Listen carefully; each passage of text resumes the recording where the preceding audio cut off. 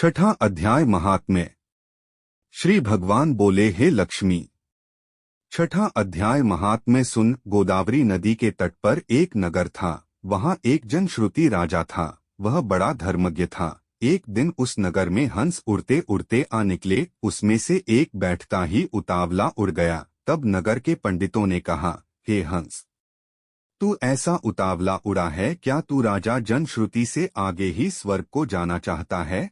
तब उन पक्षियों में जो सरदार था उसने कहा, इस राजा से भी एक रयक मुनि श्रुति श्रेष्ठ है।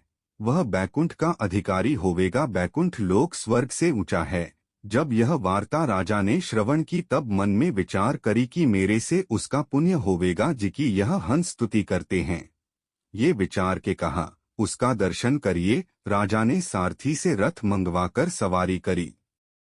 प्रथम बनारस श्री काशी जी में जाकर गंगा में स्नान किया, दान किया और महाराज का दर्शन किया। फिर लोगों से पूछा, यहाँ कोई रयक मुनि भी है? लोगों ने कहा, नहीं। तब राजा दक्षिणी दिशा को गया, द्वारकानाथ को परसा, वहाँ स्थान ध्यान कर दान किया। लोगों से पूछा, यहाँ कोई रयक मुनि है? उन्होंने कहा, नहीं। तब राजा पश्चिम दिशा को गया, जहाँ तीर्थों पर जावे वहाँ जाकर दान स्नान कर रयक मुनि को पूछे। फिर राजा ने उत्तर दिशा को जाकर बद्रीनारायण जी निकले, वहाँ राजा का रथ चले नहीं। तब राजा ने कहा, मैंने सकल धरती की प्रदक्षिणा करी है, किसी स्थान पर रथ नहीं अटका। यहाँ अटका। यहाँ कोई ऐसा पुण्यात्मा रहते हैं जिसके तेज से मेरा रथ नहीं चलता। तब राजा रथ से उतरकर आगे चला, देखे तो एक पर्वत की कंदरा में अतीत बैठा है। उसके तेज से बहुत प्रकाश हो रहा है, जैसे सूर्य की किरणों होती है। तब राजा ने देखते ही कहा, यह रयक मुनि होगा। राजा ने दंडवत कर चरण वंदना करी, हाथ जोड़ के स्तुति करी। तब रयक मुनि ने राजा का आदर किया और कहा, हे पृथ्वीपति, तू चार धाम का पसरनहारा, धर्म के साधन हारा है, तू पुण्यात्मा है।